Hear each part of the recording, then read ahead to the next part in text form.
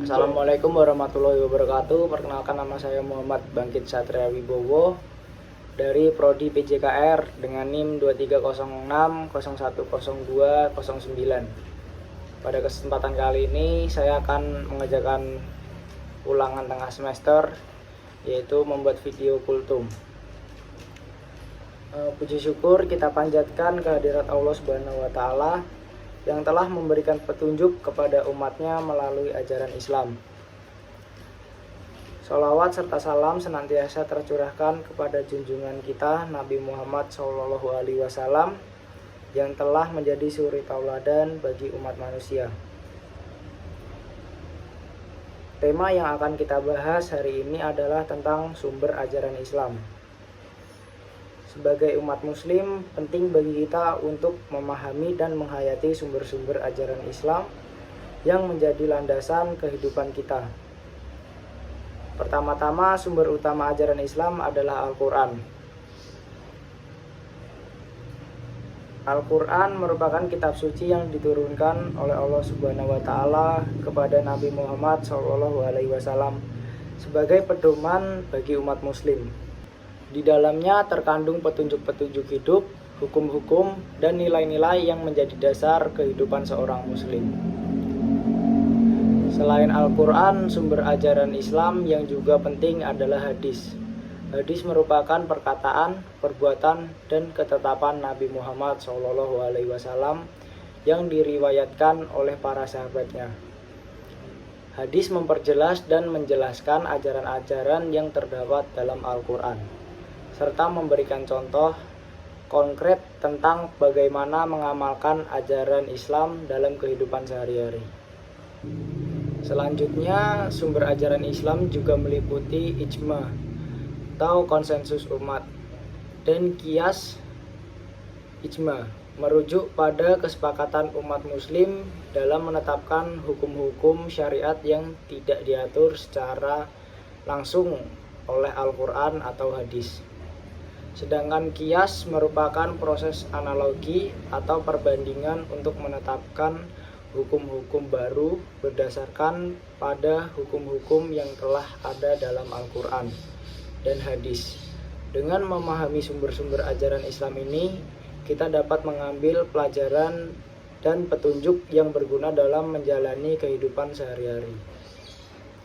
Kita diingatkan untuk selalu merujuk kepada Al-Quran dan hadis sebagai pedoman utama, serta memperhatikan konsensus umat dan menggunakan akal sehat dalam menetapkan hukum-hukum baru.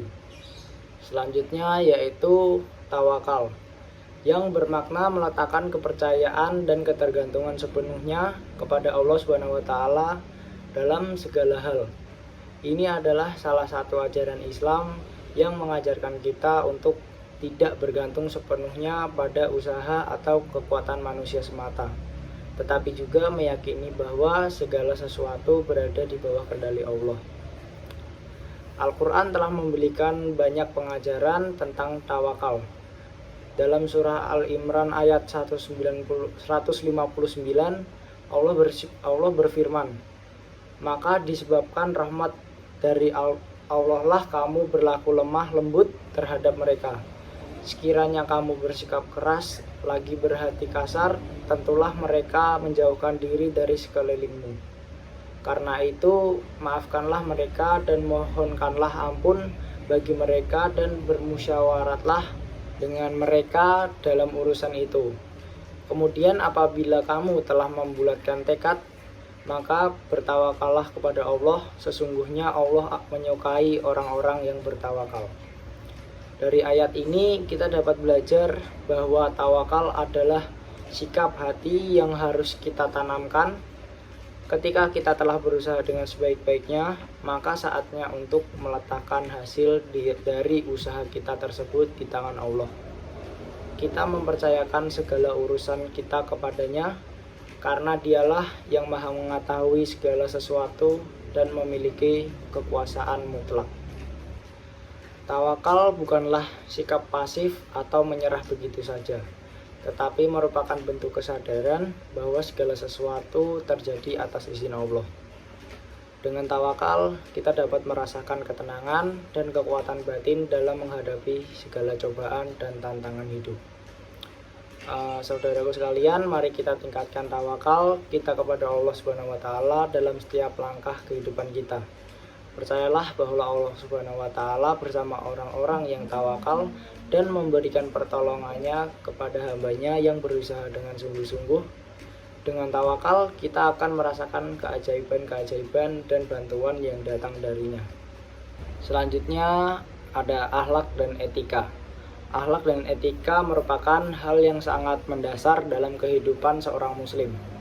Mereka adalah cerminan dari keimanan dan ketakwaan seseorang kepada Allah Subhanahu wa taala.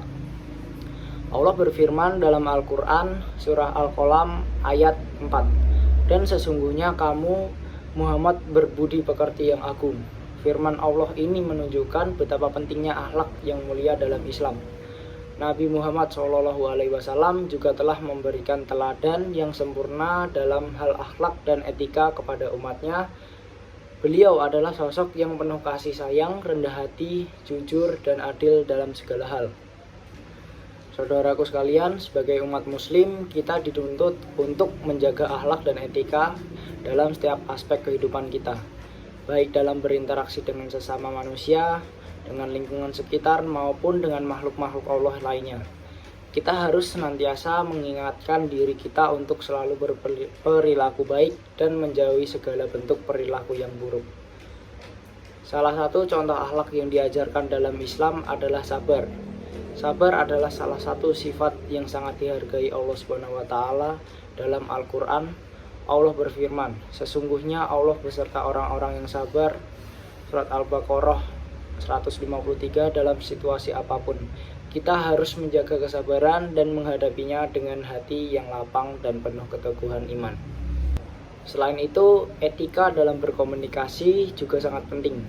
Rasulullah SAW bersabda, barang siapa yang memberikan kepada Allah dan hari akhir, hendaklah dia berkata yang baik atau diam.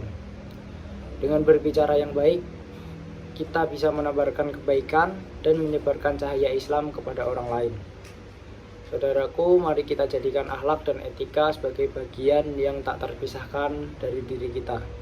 Marilah kita selalu berusaha untuk meningkatkan kualitas akhlak dan etika kita setiap hari. Demikian kultum yang dapat saya sampaikan tentang sumber ajaran Islam. Kurang lebihnya saya mohon maaf. Wassalamualaikum warahmatullahi wabarakatuh.